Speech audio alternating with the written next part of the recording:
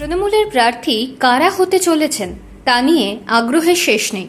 বিরোধী শিবির বিজেপি কিভাবে সাজাতে চলেছে ছক তা নিয়েও কৌতূহল কম নেই। শূন্যতা কাটাতে সিপিআইএম কি স্ট্র্যাটেজি নিতে চলেছে তা নিয়েও চর্চার অন্ত নেই। এমনকি নওশাদ সিদ্দিকীর আইএসএফ হোক আর হুমায়ুন কবিরের আম জনতা উন্নয়ন পার্টি, বাংলার মানুষ আলোচনা করছেন। এসবের মধ্যে কোথায় কংগ্রেস?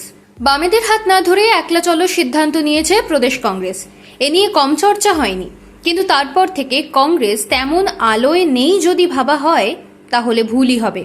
বরং তলায় তলায় ঘর গোছানোর কাজ চালিয়ে যাচ্ছেন শুভঙ্কর সরকাররা।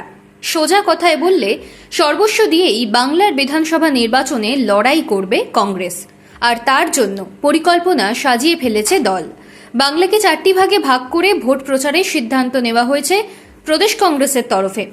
উত্তর, দক্ষিণ, মধ্য এবং জঙ্গলমহল রাজ্যের এই 4টি অংশের জন্য কংগ্রেস আলাদা করে নির্বাচনী প্রচারের ছক নিতে চলেছে। এই 4 অঞ্চলে প্রচারের জন্য মুখও বেছে ফেলেছে এআইসিসি। উত্তরবঙ্গে দলের প্রচারের মুখ হবেন ওয়েনারের সাংসদ, দলের সাধারণ সম্পাদক প্রিয়াঙ্কা গান্ধী। দলের প্রাথমিক পরিকল্পনা অনুযায়ী উত্তরবঙ্গের বিভিন্ন জেলায় রোড শো এবং বড় জনসভাও করতে পারেন প্রিয়াঙ্কা। চমকের এখানেই শেষ নয়, দক্ষিণবঙ্গে প্রচারের দায়িত্ব সামলাবেন লোকসভায় বিরোধী দলনেতা রাহুল গান্ধী। এমনকি কলকাতার বিভিন্ন আসনের প্রচার কৌশলও স্থির করবেন রাহুল নিজেই।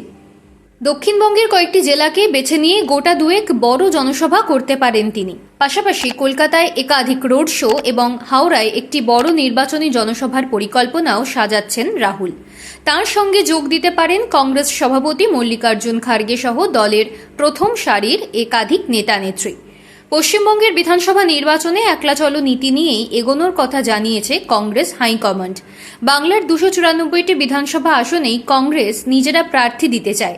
এই লড়াইয়ে তৃণমূল এবং বিজেপিকে কড়া চ্যালেঞ্জ জানানোর জন্য দলের নেতাকর্মীদের সর্বশক্তি প্রয়োগ করার জন্য আহ্বান জানিয়েছেন খার্গে এবং রাহুল।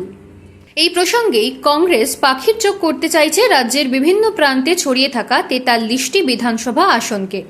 কংগ্রেস হাইকমান্ড মনে করছে সংখ্যালঘু অধ্যুষিত আসনগুলিতে সর্বশক্তি প্রয়োগ করে সুপরিকল্পিতভাবে এগোলে ভালো ফল হবে।